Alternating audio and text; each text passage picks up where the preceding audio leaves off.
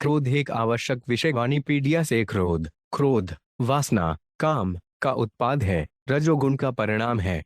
काम और क्रोध सर्वभक्षी शत्रु हैं जो मनुष्य के अच्छे गुणों और आध्यात्मिक प्राप्ति की इच्छा को नष्ट कर देते हैं। भौतिक जीवन में क्रोध अपरिहार्य है क्योंकि इंद्रिय तृप्ति की इच्छा स्वाभाविक रूप से निराशा की ओर ले जाती है। क्रोध से मोह उत्पन्न होता है जिससे बुद्धि की हानि होती है। भक्त क्रोध को नियंत्रित करना सीखते हैं, यह महसूस करते हुए कि यह हमारी कृष्ण चेतना के विकास के मार्ग पर सबसे बड़ा दुश्मन है। श्रील प्रभुपाद की पुस्तकें, व्याख्यान, वार्तालाप और पत्र इस आवश्यक विषय की व्यापक प्रस्तुति प्रदान करते हैं, जैसा कि वाणी कोट सिंगर श्रेणी में देखा गया है। उनकी पुस्तकों का एक परिचय निम्नलिखित 10 उदाहरणों में दिया गया है। श्रील प्रभुपाद की पुस्तकों से उदाहरण। अक्रोध का अर्थ है क्रोध को रोकना।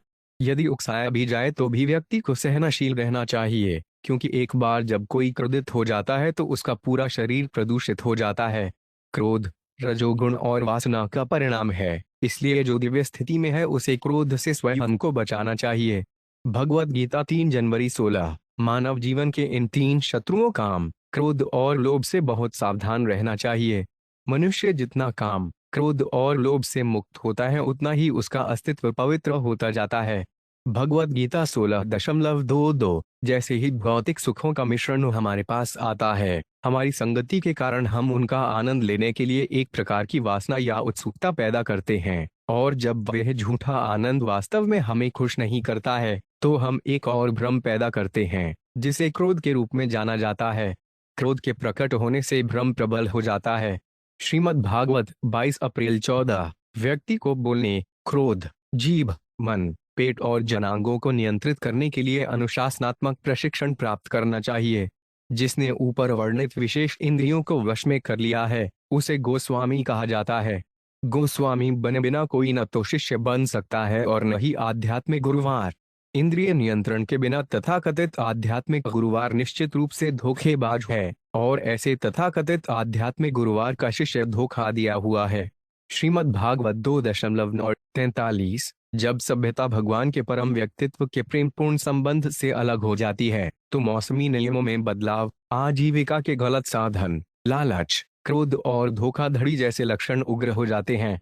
श्रीमद् भागवत 1.143। जब तक किसी का मन जहर शत्रु बना रहता है तब तक उसे काम, क्रोध, लोभ, माया आदि की आज्ञाओं की सेवा करनी पड़ती है। लेकिन जब मन पर विजय प्राप्त हो जाती है तो वे स्वेच्छा से भगवान की आज्ञा का पालन करने के लिए सहमत हो जाता है, जो कि है परमात्मा के रूप में सबके हृदय में स्थित हैं। वास्तविक योग अभ्यास में हृदय के भीतर परमात्मा से मिलना और फिर उनके आदेश का पालन करना शामिल है।